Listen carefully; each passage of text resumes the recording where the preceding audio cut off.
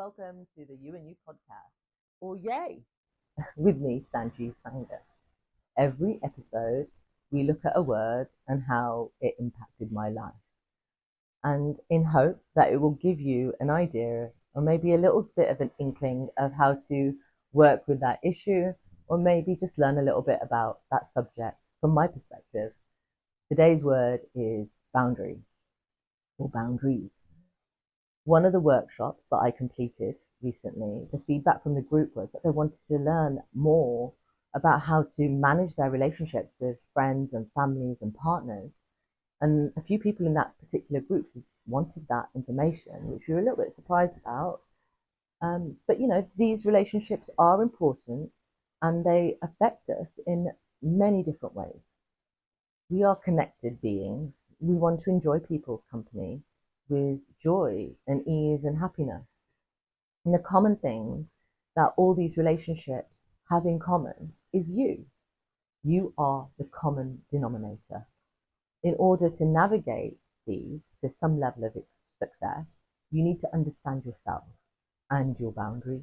I have decided to look at this question from a perspective of boundaries as we need them in all relationships, whether that be at work, in education, with friends, families, romantic partners. You may perceive these, some of them, like boundaries, as a negative connotation in some of the contexts, but they're so positive and it can help you create healthy relationships of mutual respect.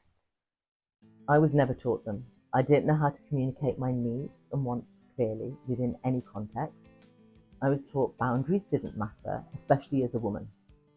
To this end, I was manipulated at a young age by people close to me because I was a lot younger, not through any of their fault.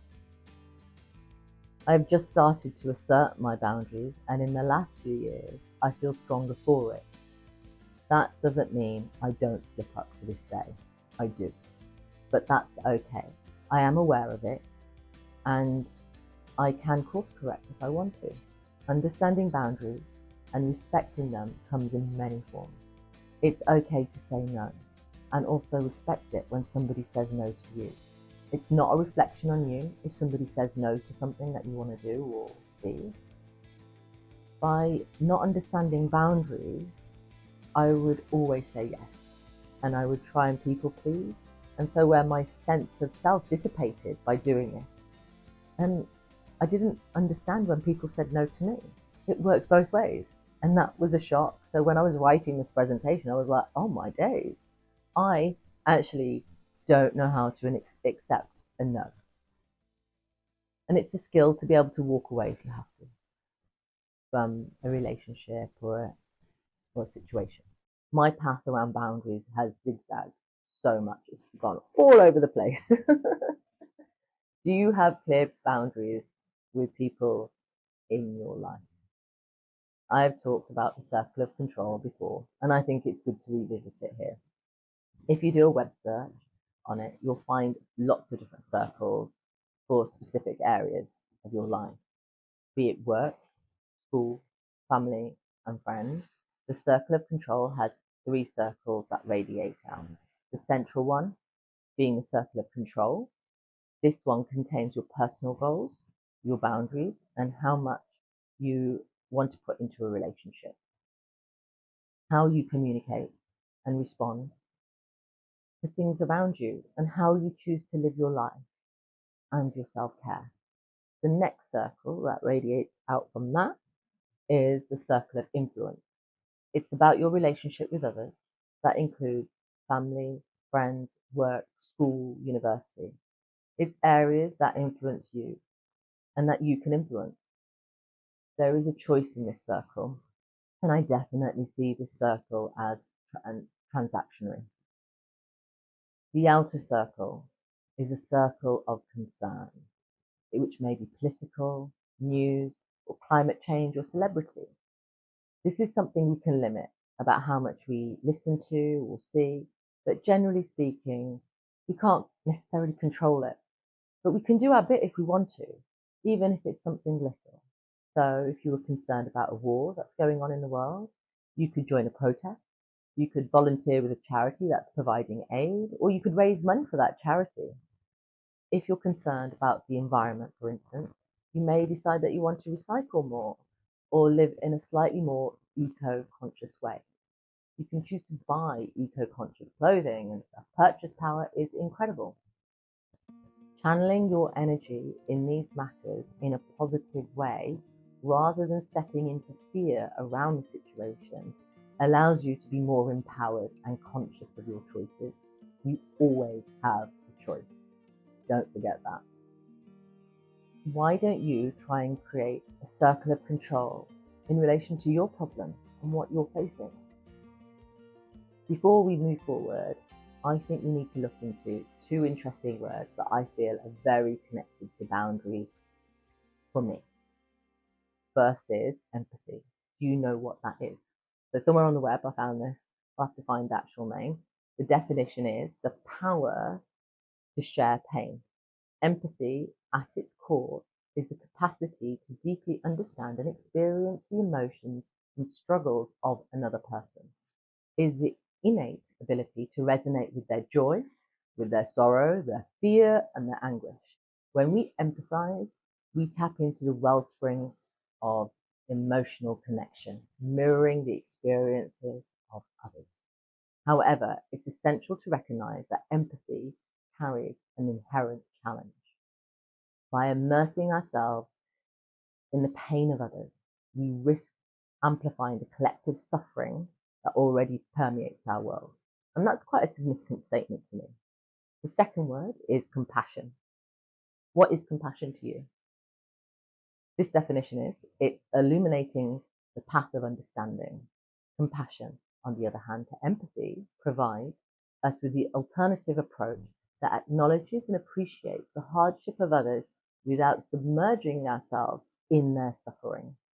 It is a profound ability to recognize and respond to an individual's pain and challenges, extending understanding and support and kindness.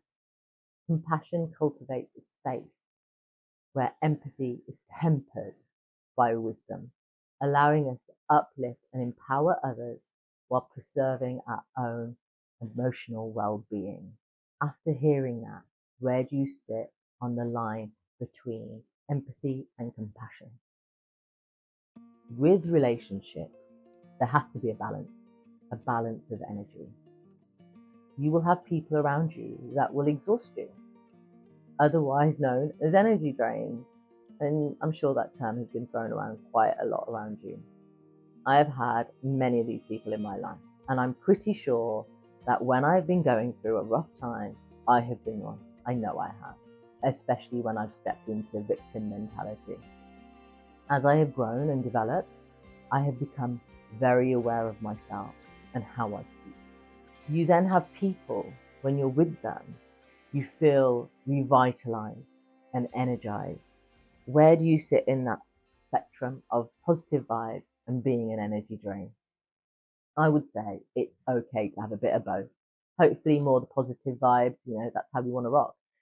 And that's the beauty of life, because we're going to go through all these emotions and it's good to go through them and experience them. We have to ask ourselves, where and who do you spend your time with? If someone close to you is being a drain and they're a close friend to you, you should be able to have a conversation with them about how you're feeling about having to listen to their issue, especially if they're repeating the same story over and over again.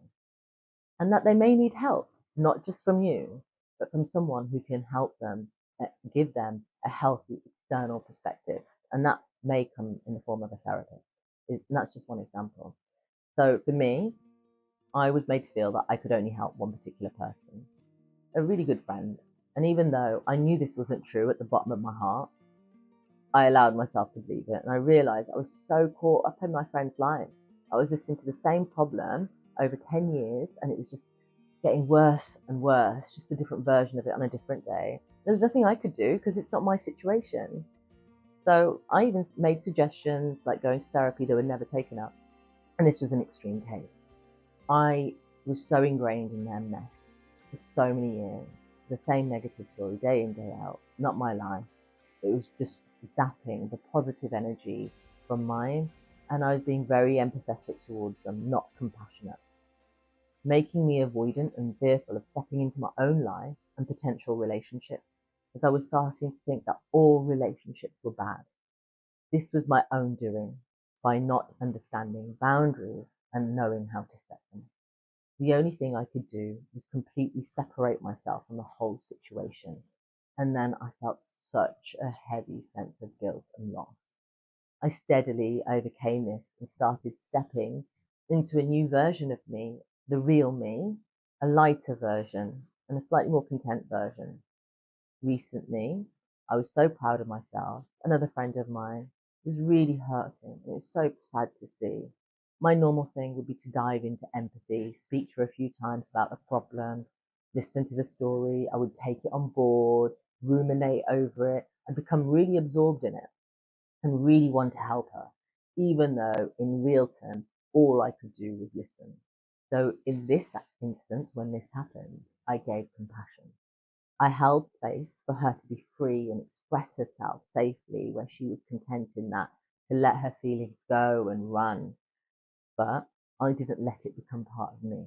And I did think about that conversation afterwards with the detail that I might have scrutinized it with, again.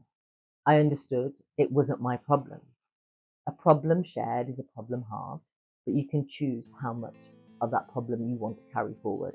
I'm very happy with myself and how I handled it, and it brought me joy to know that I could hold space for her and just how she needed that was just right for her and not take it on myself.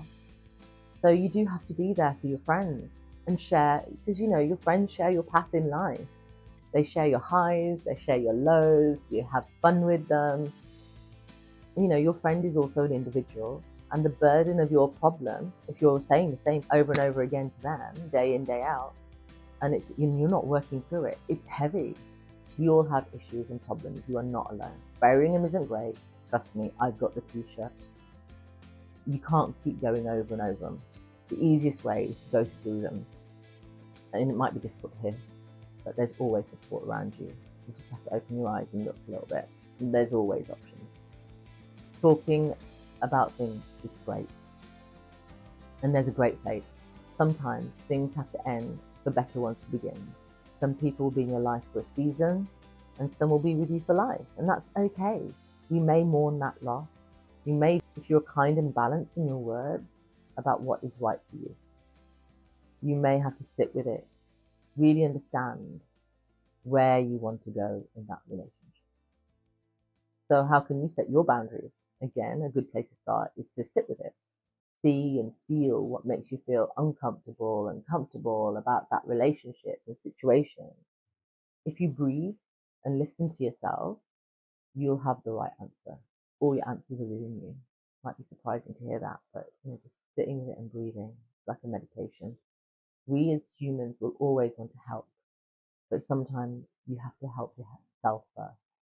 Care for yourself as you care for your friend or your family or your other half. Start by making small changes in the relationship. It doesn't have to be a confrontational thing. Create some space for yourself within the relationship. This allows you to see how you feel and also allows the other person to see how they feel. And that reflection time will help everybody involved. Practice what you want to say in the mirror if you want to say something. Visualize yourself. See how it makes you feel having that conversation in theory.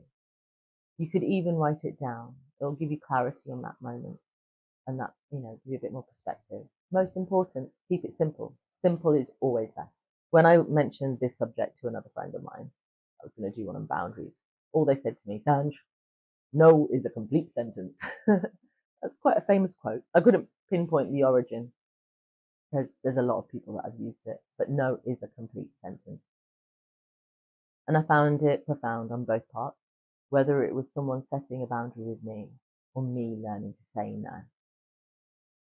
Thank you for listening. I'm really excited about the idea of doing some Q&A. So if you've got any questions, please DM them through to me on Instagram on Sanjiv Sangha, or you can email me at hello@sanjivsangha.com. Please hit the subscribe button if you'd like to listen to more. And thank you for listening. Have a top-tastic day. Yay!